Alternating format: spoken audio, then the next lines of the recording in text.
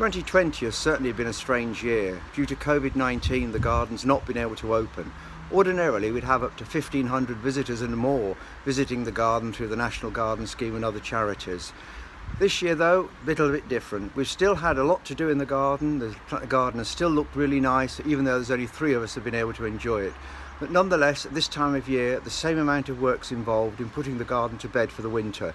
And this film goes through some of the activities that are involved in shutting the garden down, ready to open again, hopefully in 2021.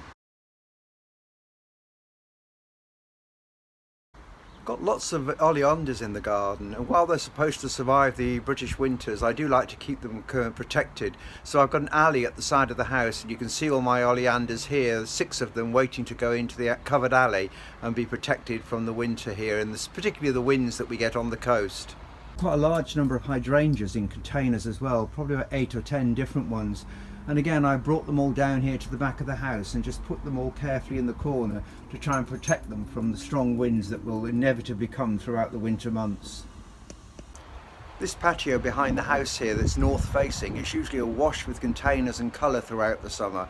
Now we've had to take it all away, discarded the annuals, taken all the things out, and some of the larger containers here we've now got bulbs in for the spring, so hopefully there should be lots of hyacinths, tulips and daffodils coming out to brighten the area up in the spring. This is the area around the pond, which is normally one of the highlights of the garden, full of colour in containers. You can just see 3 large containers there behind me. 2 of the ones that have got compost on, you can see have got bulbs in ready for the spring, and the one with the fleeced cover over is a large gunnerer that I like to protect for the winter. This area around the main steps is another area that looks colourful through the summer, and you can again see the containers there. I've got some osteospermums that are still looking good, and I'm going to leave there through the winter. Sometimes they manage to survive through until next spring, but underplanted with them there's lots of bulbs again ready to come up in the spring. Behind me you can see a polytunnel that I set up this time of the year. I've got about 50 different agaves in containers that I have in the beech garden at the front of the house, and whilst they survive the cold they really don't like the wet, so some of the smaller ones are in here under cover, lots of air circulating around them to preserve them through the winter months and keep them dry. This is an alley at the side of the house that I've had a perspex roof fitted on top, and you can see I've got some of the larger agave specimens out of my beech garden stored here under the winter again to keep them dry.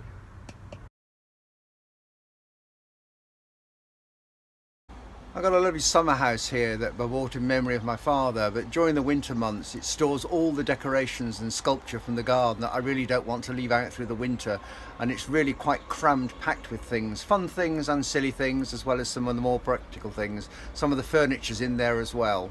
Then inside the summer house, all these decorations. You can see an old fireplace at the back there, vintage horse, terracotta ducks and scarecrows, furniture stacked up to the gunnels, all put away carefully for next year. It's like a jigsaw puzzle having to put it all together in here. Here we are inside my small greenhouse.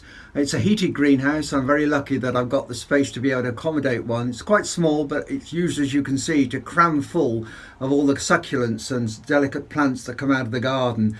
You can see there over my shoulder a ponytail palm, which is one of the largest plants in here. Lots of large succulents as well. Some of the fuchsias that are delicate I store in here for the winter months as well. And I've got some bonsai trees you can see there, which again should survive the winters outside, but it's so windy here on the coast. I do keep those in here for the winter months as well. And lots of other plants that you can see behind me as well. Succulents, aeoniums, cacti, really quite a mixture of plants that really benefit from being here protected throughout the winter months. This year I've bought over 400 bulbs which are planted. You can see some containers here already planted up for next year, and there's others around the garden as well. Here you can see the raised bed that I normally have lots of succulents in. They've all been carefully taken out. They're all in containers and lifted out and buried back in again next spring, and they're all now safely tucked away in the greenhouse. I've got quite a lot of palms in the garden, and the one behind me you can see is a Bootea capita, which is now nearly 15 to 20 foot tall. Usually through the winter I fleece these palms, not because they can't withstand the cold, but primarily because they don't like the wind. We get really strong winds through the winter here along the coast, but I'm afraid these now are too big to fleece, and I just can't get the covers over. So last year was the first year that they were uncovered, and I'm afraid by the spring they were quite badly damaged, and I had to remove quite a lot of the outer fronds, but they've done quite well, and they've started to grow up again and they're looking good. So hopefully we won't get too much wind this winter. The corner of the garden is very much like a cottage garden during the summer. Although there's no lawn, you can see the shingle on the ground behind me. It's an area that's bounded by these two hedges here, which have just been cut and trimmed for the winter, and it's making the area look quite smart, but it is all rather bare. But it will look good again next spring. So there's a quick summary of how things are put to bed here at Driftwood in readiness for the winter. So hopefully next year we're going to open 3 times for the National Garden Scheme, in June, July and August, and by private arrangement visits too. Hopefully some of you might get the opportunity to come and see the garden and see all the things I've been stacking away for the winter come back out again and come into full bloom during the summer, creating quite a magical garden through the summer months.